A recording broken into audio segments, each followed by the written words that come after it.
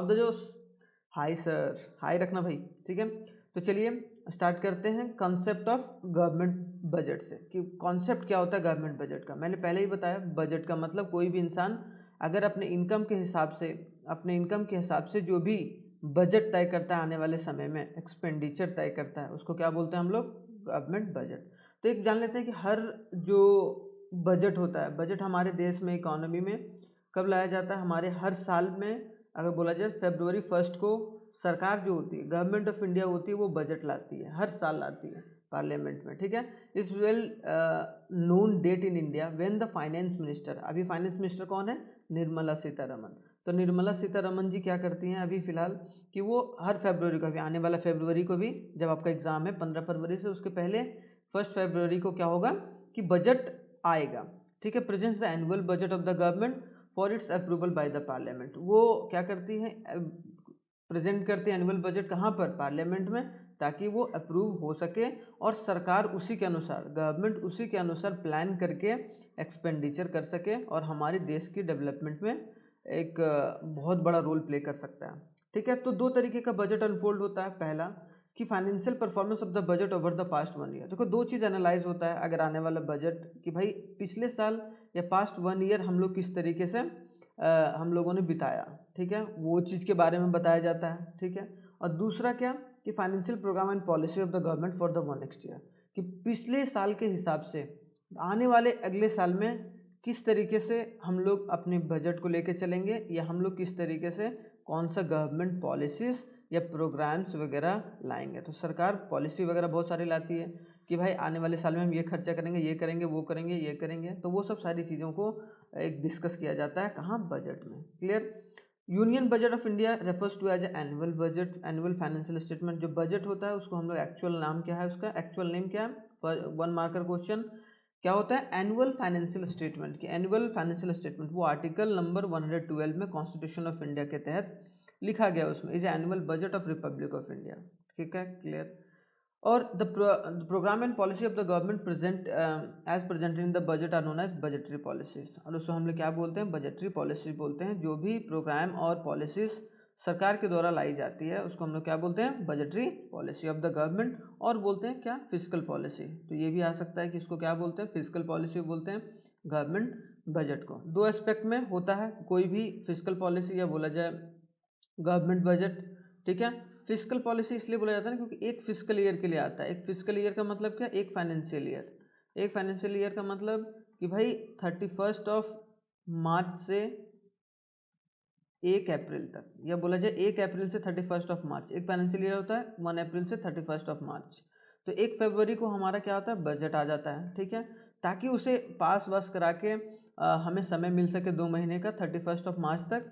31 मार्च तक पिछला वाला ख़त्म हो जाता है, फिर 1 अप्रैल से नया वाला बजट लागू हो जाता है, जो 1 फरवरी को रिलीज किया जाता है या उसे अप्रूव किया जाता है पार्लियामेंट के थ्रू। तो ये बात यहाँ तक क्लियर होनी चाहिए। दो चीज़, दो एस्पेक्ट पर काम होता है, एक रेवेन्यू एस्पेक्ट पर, एक एक्सपेंडिचर एस्पेक्ट पर। मतलब कि एक इनकम कहाँ से जनरेट करती है और खर्चा हम कहाँ करेंगे। सरकार क्या बोलती है कि भाई हम इनकम कितना जनरेट करने वाले हैं, एक्सपेक्टेड। मतलब ऐसा नहीं है कि भाई वो बोलेगी भाई इतना तो करेंगे ही करेंगे, नहीं, वो एक्सपेक्टेड करते कि इतना इतना मेरा इनकम होगा। मान लो कि 10 लाख करोड़, 10 लाख करोड़, उन्होंने क्या बोला कि भाई हम इनकम जनरेट करेंगे आने वाले 1 साल में, और खर्चा करेंगे मान लो कि 8 लाख या 9 लाख या 11 लाख करोड़, ठीक है। तो वो हमारा क्या हो जाएगा, मतलब एक तरीके से बजट का प्लानिंग तैयार करना, कि अपने पूरे कंट्री का जो गवर्नमेंट रहती है, गवर्नमेंट ऑफ इंडिया, वो क्या करती है, प्लान तैयार करती है। दो तरीके से, रेवेन्यू एस्पेक्ट से और एक्सपेंडिचर एस्पेक्ट से। तो रेवेन्यू साइड में क्या होता है, reveals the expected receipt of the government.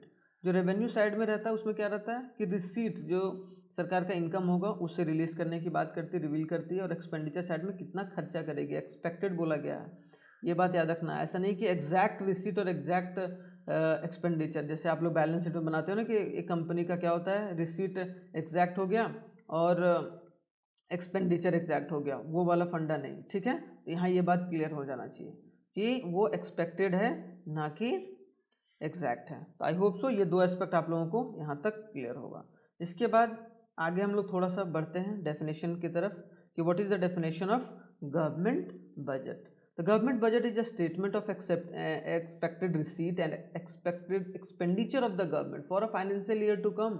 that reveals the budgetary policy of the government to achieve the twin objective of the growth and stability। क्यों लाया जाता है? ताकि हमारे देश का ग्रोथ और एक स्टेबिलिटी बना रहे। एक मतलब कि जो भी ग्रोथ हो रहा है हमारे देश में उसकी ग्रोथ में कोई हैम्परिंग ना हो, और साथ ही साथ स्टेबिलिटी, हमारा जो कंट्री का इकोनॉमी है वो स्टेबल हो सके। दो चीज़। और क्या रिलीज करती है? एक्सपेक्टेड रिसीट और एक्सपेक्टेड एक्सपेंडिचर। क्लियर? ये रट जाना भाई, बहुत इंपॉर्टेंट ये बोला जाए कि एक डेफिनेशन है। ऑब्जेक्टिव्स क्या होते हैं आप, ठीक है, डेफिनेशन जान लिए। अब क्या है ऑब्जेक्टिव ऑफ गवर्नमेंट बजट? पहला क्या ऑब्जेक्टिव है? जीडीपी ग्रोथ, है कि नहीं? दो ट्विन ऑब्जेक्टिव के थ्रू काम करती है, ग्रोथ और स्टेबिलिटी। तो पहला इसी को बनाए रखने के लिए जीडीपी ग्रोथ, जीडीपी मतलब ग्रॉस डोमेस्टिक प्रोडक्ट की growth is the central objective of the government. कभी भी सेंट्रल ऑब्जेक्टिव रहता है भाई। जीडीपी हम लोग मान लो कि पिछले साल 5% ग्रो किए हैं, तो आने वाले साल में हर साल में सरकार ये बताती है कि हम लोग 7% ग्रो करेंगे, मतलब 2% से ज़्यादा ग्रो करेंगे। क्लियर?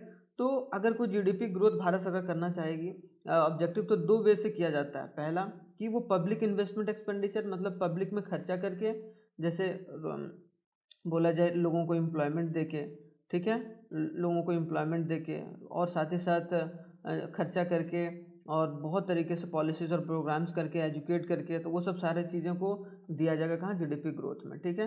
और सेकंड क्या? Bye including a private investment, कि प्राइवेट लोगों को किस तरीके से साथ में लिया जाए। यहाँ दोनों कि किस तरीके से भारत सरकार खर्चा करेगी और किस तरीके से प्राइवेट इन्वेस्टमेंट चलेगा थ्रू टैक्स रिबेट, की छूट कितना मिलेगा टैक्स में और सब्सिडी कितना मिलेगा, ठीक है।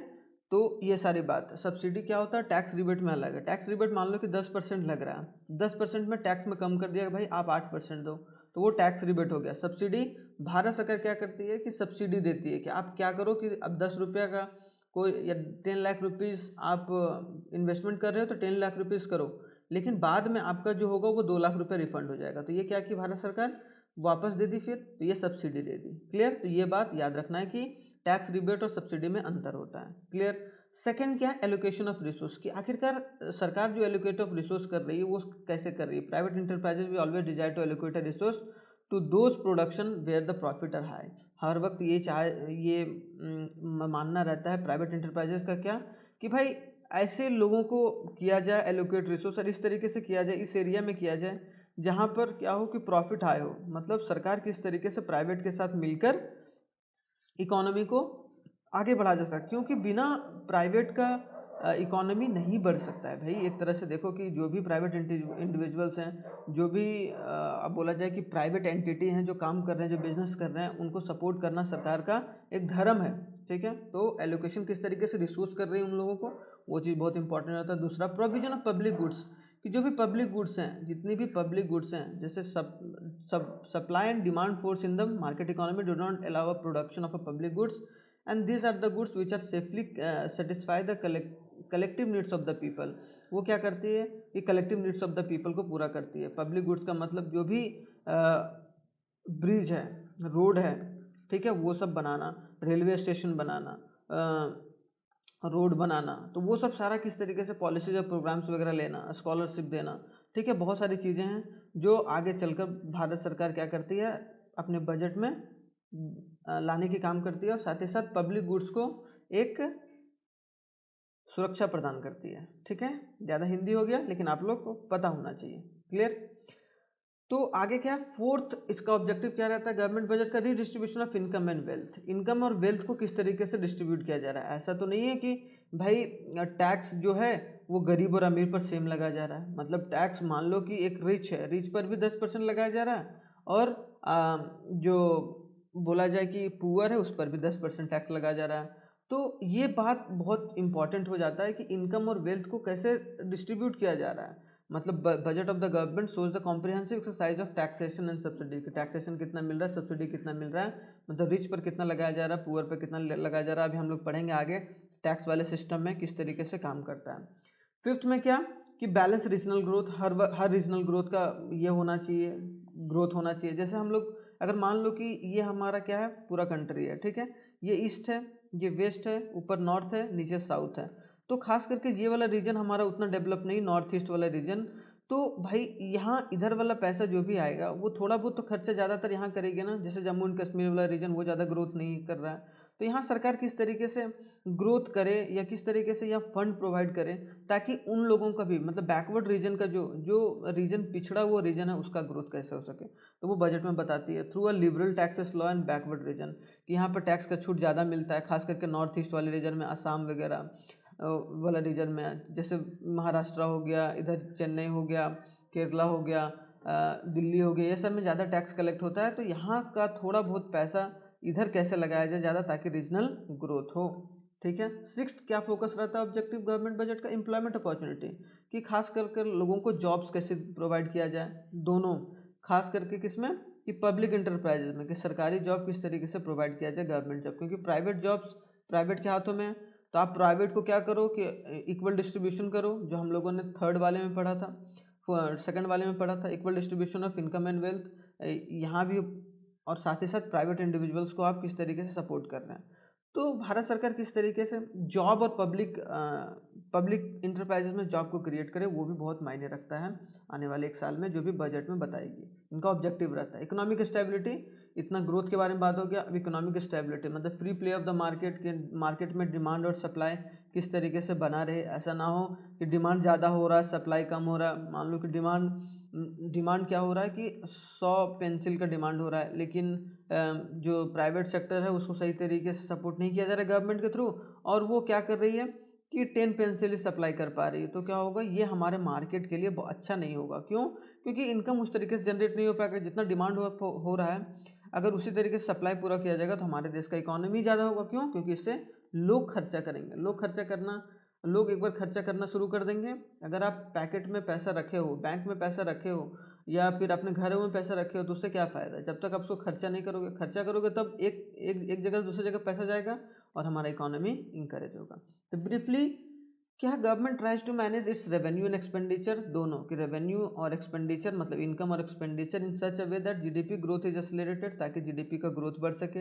इन्फ्लेशन कंट्रोल हो सके, डिफ्लेशन अगर है तो डिफ्लेशन कंट्रोल हो सके, एलिमिनेट हो सके, और इनइक्वालिटीज रिड्यूस। और जो भी रिच और पुअर के बीच में इनइक्वालिटीज़ है, रिच और पुअर के बीच में इनइक्वालिटीज़ है, या फिर बोला जाए कास्ट को लेकर भी बहुत सारी बातें होती हैं, तो वो सब सारी बात को कैसे ही एलिमिनेट किया जाए। And this imparts stability and process of the growth.